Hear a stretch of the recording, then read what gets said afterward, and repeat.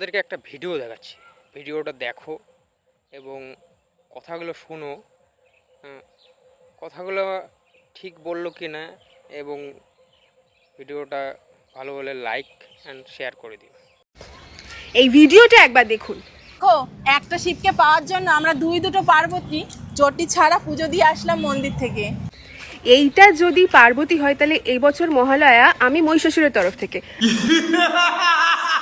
প্রত্যেকবারে তোমরা মা দুর্গাকে বরণ করতে গিয়ে মহিষাসুরের কানে নাকি সন্দেশ গুঁজে দাও না, এবারে মহিষাসুরের কানে আমি সন্দেশ না গুঁজে একটা কথা গুঁজে আসবো যে যখনই এরকম উৎপটাং উচ্চিংড়িগুলোকে দেখবে যারা দুর্গা সাজতে আসবে, দুম করে গিয়ে গুঁতিয়ে দিয়ে আসবে।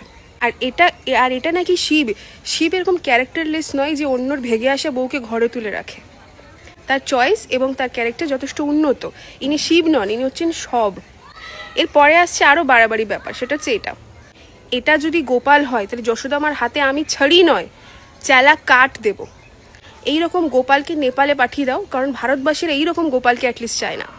এর বাবাকে বলছি, কাকু আপনি ধুতি পাজামা ছেড়ে এবার প্যান্ট পরুন, প্যান্ট কেনা চক্করে বেল্টও কিনবেন এবং বেল্ট দিয়ে ছেলেকে সাঁতলাবেন ভালো করে,